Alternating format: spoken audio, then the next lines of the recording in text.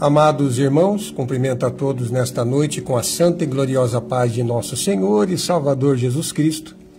Como havia comentado com todos e informado ontem, estamos, pela grande misericórdia de Deus, podendo mais uma vez realizar aqui com vocês, através do Facebook, futuramente também via YouTube, mais esta live em nome do Senhor. Hoje é dia 4 de agosto de 2023, quando são 20 horas e 4 minutos. Estamos entrando através deste canal para louvar e engrandecer o nome de Jesus e poder trazer para vocês mais uma parte desta feita, parte 3 do estudo a Babilônia. Você que não participou de nenhuma das aulas anteriores, poderá acessar via YouTube ou também Facebook, canal Luiz Antônio Brandão, e você poderá ter acesso à aula de número 7, que foi a Babilônia parte 1, a aula 8, Babilônia parte 2, e também essa de hoje, Babilônia parte 3. Estaremos dentro da palavra estudando esta terceira e praticamente última parte. Poderíamos estar ainda dividindo este termo Babilônia em mais algumas outras fases de estudo, mas não queremos entrar nelas agora. Quem sabe mais para frente, não é? E hoje vamos continuar estudando o capítulo 17 do livro de Apocalipse. Amém? Vamos fazer uma oração? Oremos ao Senhor. Grande Deus e Pai, te louvamos e te agradecemos por mais esta noite onde podemos estar diante da tua santa presença. Que o Senhor nos ajude e nos dê a direção do teu Espírito e possamos, ó Senhor, crescer na graça e no conhecimento do Senhor para as nossas vidas e em nossas vidas. Ó Deus, que o Senhor seja glorificado nesta noite. Dirige tudo no nome santo de Jesus, ó Pai, te pedimos. Amém. Vamos ler então, vamos para a Bíblia.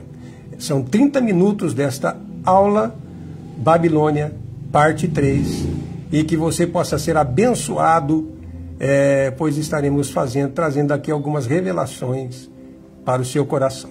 Vamos lá? Apocalipse 17 diz assim: E veio um dos 7 anjos que tinha 7 taças, e falou comigo, dizendo-me: Vem, mostrar-te-ei a condenação da grande prostituta que está assentada sobre muitas águas. Presta bem atenção.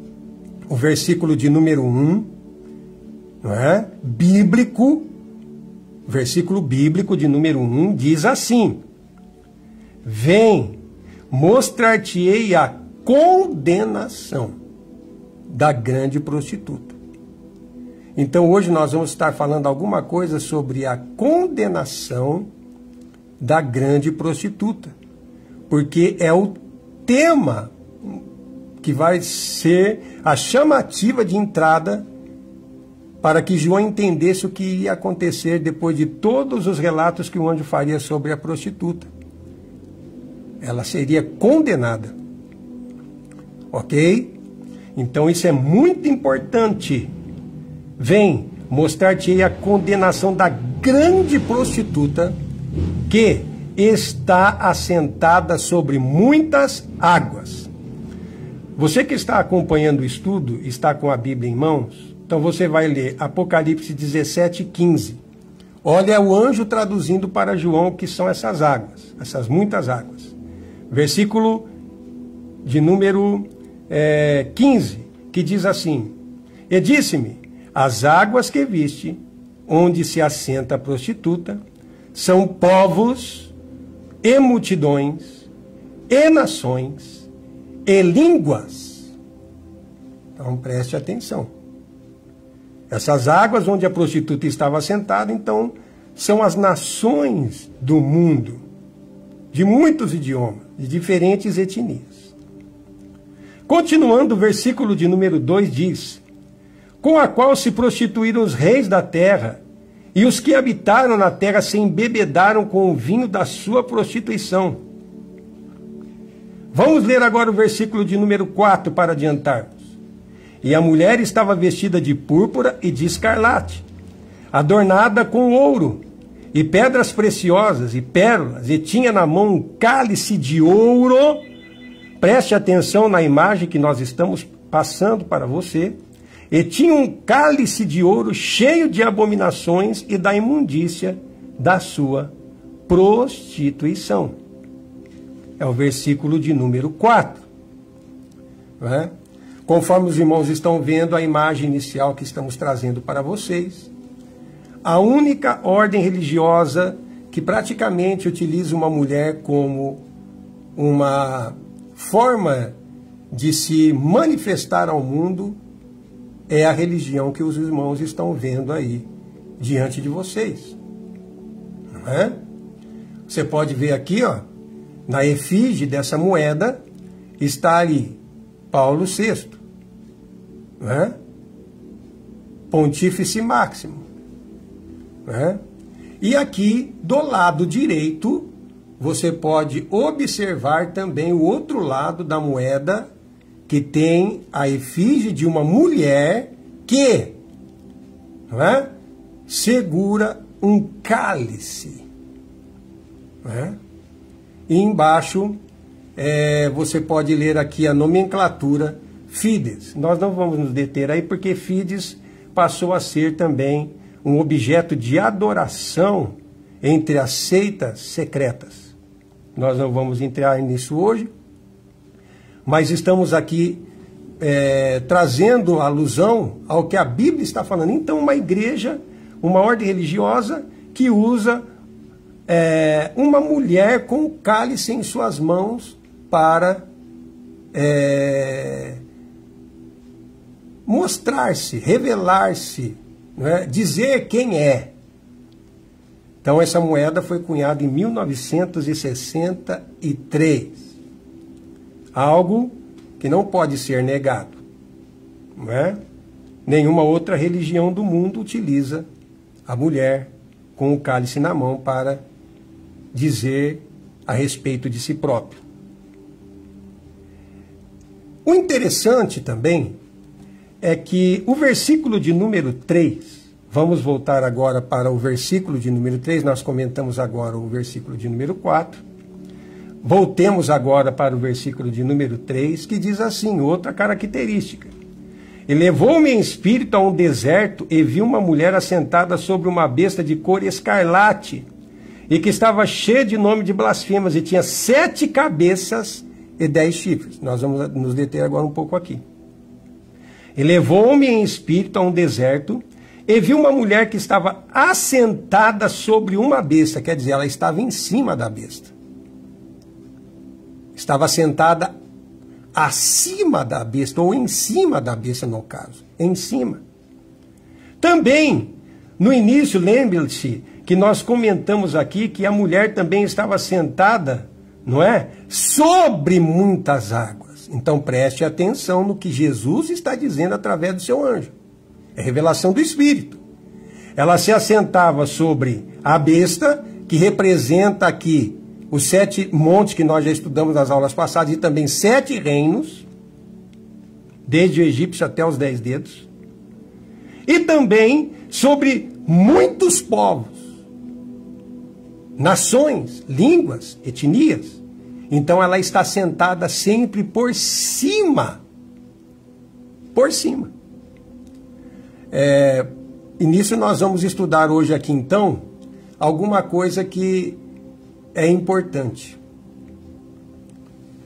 Não vou me deter sucintamente, mas a nossa aula tem 30 minutos e eu preciso de ser breve, mas também trazendo entendimento a todos que estão participando da aula nesta noite. Vamos lá? Eu tenho em minhas mãos aqui uma cópia, né? Uma fotografia que retirei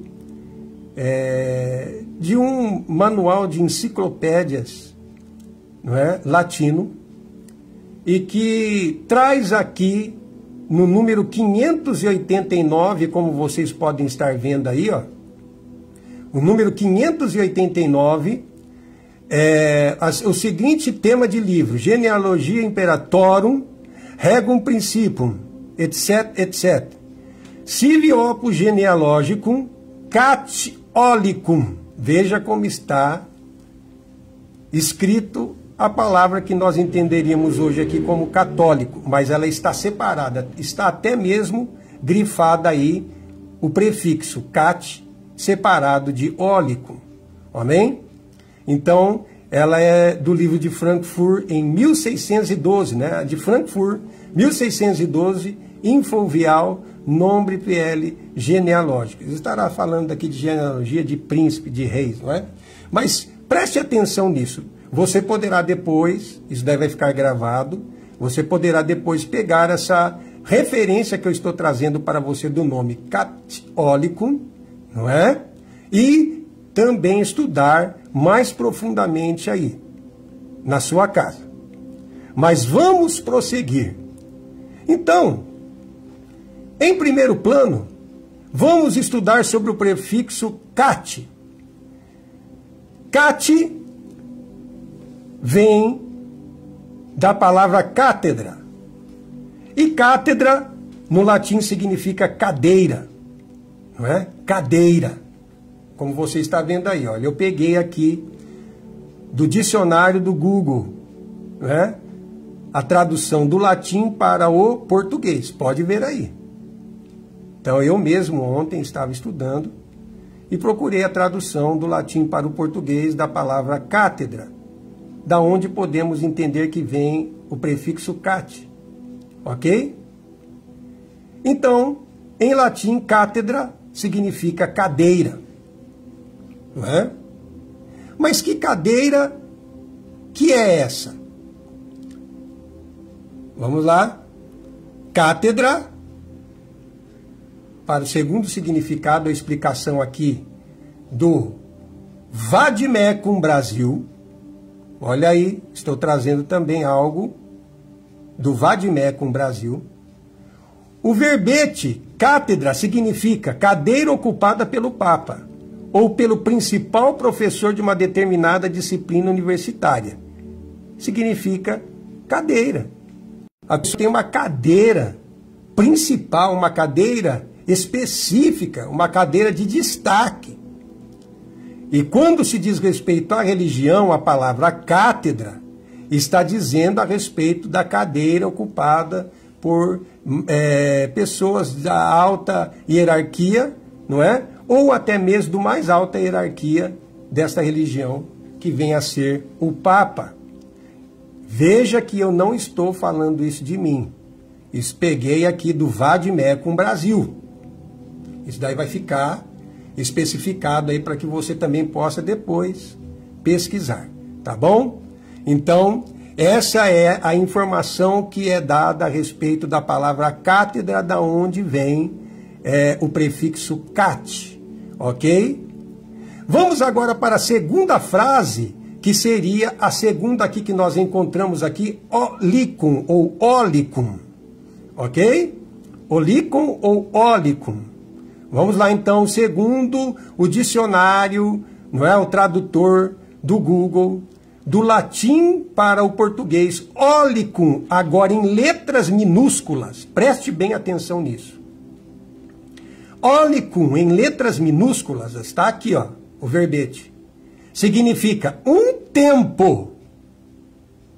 Então lembre aí que, juntando as duas frases, então, cat olicum, dá-nos o entendimento de que é alguém ou algo que se assenta em uma cadeira de destaque por um tempo. Presta atenção. Vamos aqui para o segundo verbete, também olicum, traduzido também do Google, ok? Do latim para o português. Vejam que isso aqui é algo que já está registrado no Google. Olicum, mas agora em letras maiúsculas. Vê aí, ó, letras maiúsculas. Olicum significa em qualquer lugar. Olicum, escrito agora com N. N, não com M. Veja aí. Então, somando ao que nós já havíamos estudado acima, é alguém que se assenta ou tem uma cadeira, não é? e que se assenta por um tempo em qualquer lugar que tem, quer dizer, ele promove uma disciplina, um ensino, tem uma ação de influência em qualquer lugar. Continuando, o terceiro verbete ólicum agora, você vai observar, traduzido também do dicionário do Google, do latim para o português, ólicum, letras maiúsculas, com M no final agora. Não é? A palavra ólicum vai significar a qualquer custo. Que coisa séria. Então, alguém que se assenta em uma cadeira de influência, não é? Em um determinado tempo, durante um tempo, em qualquer lugar e a qualquer custo. Então, não estamos inventando isto. É algo que foi retirado, não é, do próprio dicionário de traduções do Google. Então a gente está observando que quando a Bíblia Sagrada diz no versículo de número 3 que essa prostituta estava sentada sobre muitas águas, que significam povos, multidões, nações e línguas, e assentada sobre a besta que tinha 7 cabeças e 10 chifres, ora, está falando de uma ordem, não é? Que aparentemente parecia uma ordem boa, mas que no seu interior era má. Era vista por Deus como maligna. Ela tinha uma visão estereótipa que não dizia respeito àquilo que ela era no seu interior. Então, o Senhor chama de prostituta. Não é?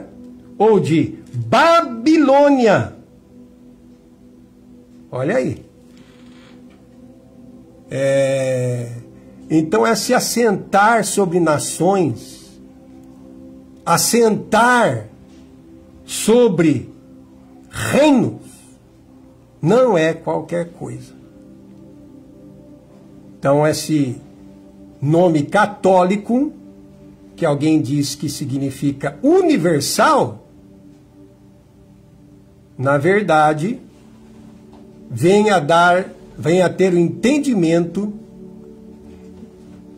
daquilo que eu estou explicando para os irmãos nesta noite, é que alguém que tem um trono, da onde sai um ensino, em um tempo para qualquer lugar, a qualquer custo. Não é? Eu quero trazer aqui para vocês algo importante, não é? Algo importante, porque essa Babilônia aqui, ela foi dificultada na sua atividade com o aparecimento de um homem reformador chamado Lutero. E quando houve a reforma protestante, a Bíblia começou a ser conhecida e começou a ser manifestada ao povo. O povo teve a Bíblia em mãos, aí eles conheceram a verdade. Isso dificultou muito os trabalhos da Babilônia. Não é? Mas ela, no seu orgulho, dizia: não serei viúva. Não é? Nunca serei viúva. E se nós formos ler aqui o capítulo de número 18 do livro de Apocalipse, não é? Nós vamos observar que ela dizia: nunca serei viúva, nunca terei perda de filhos. E esse sempre foi o sentimento da Babilônia. Nunca perder ninguém, mas liderar sobre o trono em todo o tempo, a qualquer custo, em qualquer lugar. Isso é o que significa o nome Catiólicum. Por isso, um pano de entrada que nos venha a dar um entendimento de universalidade. Muito bem. Vamos aqui então agora para a próxima parte. No afã de nunca querer perder os seus filhos, a Babilônia então se autodenomina mãe. Vamos aqui para o versículo de número 5, continuando o texto bíblico, do capítulo 17. E na sua testa estava escrito o nome, Mistério, a grande Babilônia, a mãe das prostituições e abominações da terra. Então essa Babilônia é considerada por Deus como a mãe das prostituições e das abominações da terra. Agora hoje existe apenas uma organização que se autodenomina mãe de todas as igrejas. Eu trago um documento a vocês aqui agora, peço que você preste atenção, porque não é eu que estou falando, é esta própria denominação. Então você pode ver aqui, ó, publicado, olha aqui, ó, do lado de cima do seu vídeo aí, em cima, do lado esquerdo, publicado por Arautos em 11/11/2014. Né? Então vamos lá, vou ler com vocês. Roma, Itália, terça-feira, 11/11/2014, Gaudium Press.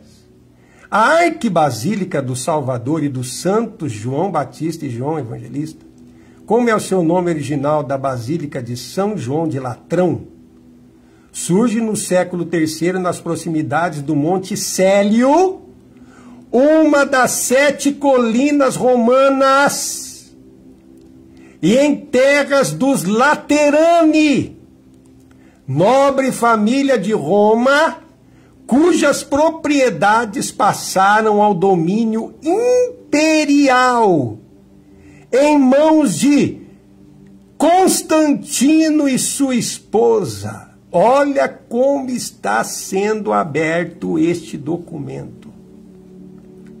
O documento desta denominação. Ela está erigida nas proximidades do Monte Célio. Presta atenção. Ela mesma está falando de si mesma. Uma das 7 colinas romanas. Meu Deus.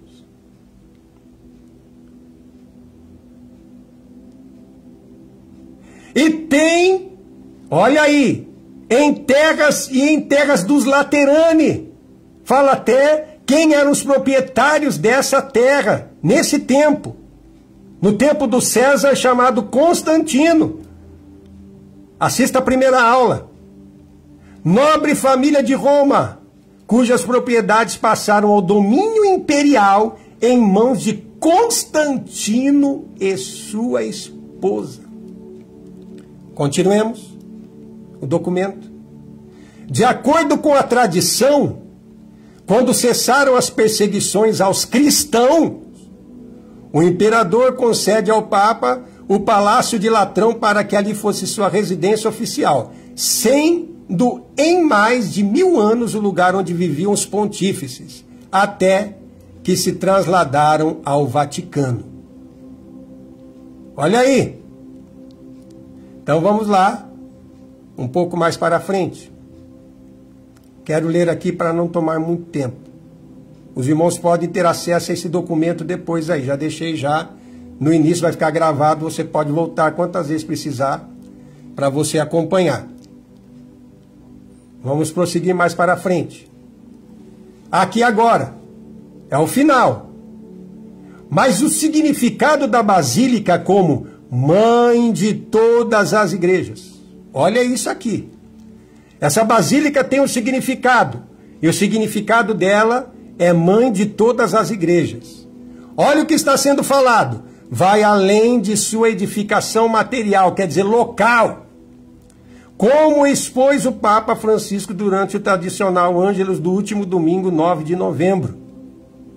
Com o termo mãe, nos referimos não tanto ao edifício sagrado da basílica material, quanto à obra do Espírito Santo, que nesse edifício se manifesta, frutificando mediante o bispo de Roma em todas as comunidades que permanecem à unidade da igreja que ele preside. E é por isso que a festividade dessa dedicação da Basílica Romana continuou o pontífice. Professamos, não é, na unidade da fé, o vínculo da comunhão que todas as igrejas locais espalhadas sobre a terra têm com a igreja romana e com o seu bispo sucessor de Pedro. O que ele está querendo dizer? Que essa basílica não apenas tem um significado local de mãe de todas as igrejas, mas isso é uma realidade também que se expõe a povos, multidões, nações, línguas e reis. Entenderam? Então ela mesma está dando-se a entender, mas eu achei muito interessante o início desse documento, que fala a sua procedência. Está edificada nas proximidades do Monte Célio, uma das 7 colinas romanas, e que foi dado, não é, pelo imperador Constantino e sua esposa, que passaram a ter o domínio imperial sobre essa localidade que pertencia a uma família chamada Laterane. Isso é um documento muito sério e que comprova o que as Sagradas Escrituras estão falando aqui. Olha aqui, não é? Apocalipse 17, o versículo de número 9. Aqui há sentido que tem sabedoria. As 7 cabeças são 7 montes, sobre os quais a mulher está assentada. Meu Deus. Não é? E vimos que essa Babilônia aqui é a conjunção de todas as religiões que existiram no mundo até os dias de hoje, iniciando lá com os egípcios, assírios, medo-persas, babilônicos, gregos e romanos. E vem se chegando até os nossos dias, não é? E eu não quero adentrar em algum ponto agora, deixarei mais adiante, mas está aí diante de vocês, paz, meus senhores, esse documento. Ok? Então, vamos agora prosseguindo no nosso estudo. Mas o interessante é que o Senhor diz que essa Babilônia ela vai ser destruída. Sim. A Babilônia que dizia, nunca serei viúva. Não é? Nunca terei ausência de filhos. Não é? Ela será destruída. E se você for ler aqui o capítulo 18 de Apocalipse, está escrito assim no versículo 1. E depois destas coisas, vi descer do céu outro anjo que tinha grande poder e a terra foi iluminada com a sua glória. Ao versículo 2. E clamou fortemente com grande voz, dizendo, caiu a grande Babilônia, e se tornou morada de demônios, e coito de todo espírito imundo, e coito de toda ave imunda e odiável. Então veja aí, não é? A sentença divina que veio sobre a grande Babilônia. Chegará o tempo que ela vai cair. E quando ela cairá, ela será destruída pelos 10 chifres, conforme está escrito em Apocalipse 17, 16. Abra aí a sua Bíblia e leia comigo, ó. E os 10 chifres que viste na besta são os que aborrecerão a prostituta e a porão desolada e nua, e comerão a sua carne e a queimarão no fogo. Interessantíssimo. Não tem como não haver um entendimento, é a simetria da palavra. Ela ajudará a organizar o mundo em cima de um ecumenismo, até certo, vou dizer aqui entre aspas, poderoso, juntamente com os reis, os príncipes da terra, para a preparação do governo do anticristo. Mas ela não entrará para governar com o anticristo. Ela será exterminada pelos 10 dedos, que são o prenúncio, aqueles que prepararão o caminho para o 8º reino, que é o reino do anticristo. Eles destruirão-a. E está escrito aqui, ó, e a porão desolada, nua, comerão suas carnes e a queimarão no fogo.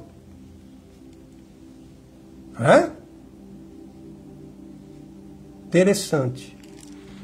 Só que, amados, eu quero chamar a atenção agora no final dessa aula para o seguinte. Deus conhece os corações dos homens. Olha, Jesus é tremendo demais. Deus sabe que na Babilônia, não é? Existem pessoas que estão ali com sede de querer servir a Deus de verdade. Fazem parte dela. Mas Deus vê no coração deles o desejo deles adorarem e agradarem a Deus de verdade mesmo, de todo o coração. E é por isso aqui, ó, que eu chamo a atenção agora, Apocalipse 18, versículo de número 4. Olha aí. E ouvi outra voz do céu que dizia: sai dela, povo meu. Meu Deus. Para que não sejas participante dos seus pecados e para que não incorras nas suas pragas. Olha aí. Então, é necessário nós sabermos que nem todos aqueles que estão dentro da área da Babilônia ou governados pela Babilônia estão de acordo com aquilo que ela faz, mesmo até mesmo não conhecendo as suas intimidades, os porões, vamos dizer assim, não é? Daquilo que ela é de verdade. Não é? Eles estão lá, mas Deus os enxerga e os chama de povo meu. Porque Deus tem um propósito na vida dessas pessoas. E se eles querem servir a Deus de verdade, eles não poderão ficar na Babilônia. E é por isso que o Espírito conclama essas pessoas que têm o desejo íntimo de servir a Deus de verdade, em todos os tempos.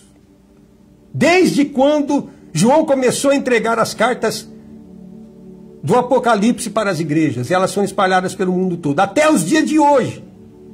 E até o dia que será o dia que vai se dar a destruição da Babilônia. Essa palavra vai estar clamando para que todos saibam: sai dela, povo meu.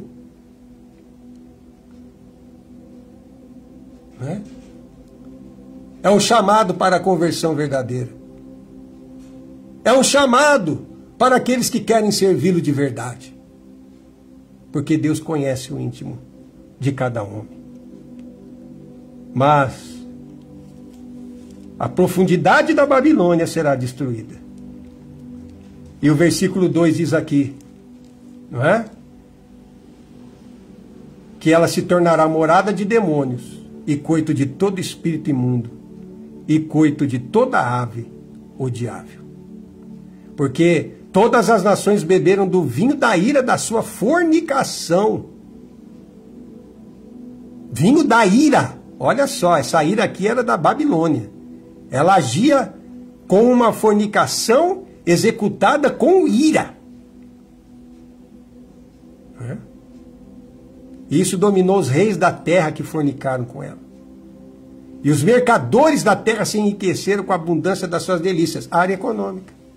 A área espiritual e a área econômica no versículo 3. Não é? Mas para você que está participando da aula desta noite, saiba, não tem como fechar os olhos para essa revelação dessa noite. O que eu estou trazendo para você, não tem como negar. Quem está falando aqui é a Bíblia e a história. Vamos lá? Então aqui são os últimos versículos que eu quero ler com você neste estudo da Babilônia, parte 3, fazendo alusão à destruição, então, da Babilônia. Porque, como eu disse no início, o capítulo 17 começa com a convocação do anjo a João para que ele viesse, pois lhe seria mostrada a condenação da grande prostituta. E aí nós lembramos das palavras de Jesus, né? A luz veio ao mundo e os homens amaram mais as trevas do que a luz. Amaram mais as trevas do que a luz. E o versículo 17 diz: porque Deus tem imposto em seus corações que cumpram o seu intento. Quem? Os 10 dedos da estátua de Nabucodonosor, os 10 chifres, e que tenham uma mesma ideia, e que deem à besta o seu reino, até que se cumpram as palavras de Deus. Agora, para encerrar, o versículo de número 18 fecha a revelação da mulher ou da prostituta. A mulher que viste é a grande cidade que reina sobre os reis da terra. Quem reina sobre os reis da terra? Roma. Naquela época era Roma. E dominou sobre os reis da terra durante inúmeros séculos. Primeiramente politicamente e em segunda situação espiritualmente. Então encerramos por aqui. Já estamos com 40, quase 35 minutos de aula, não é? Então eu creio que por hoje nós podemos ter aí muito mais material para certificarmos de que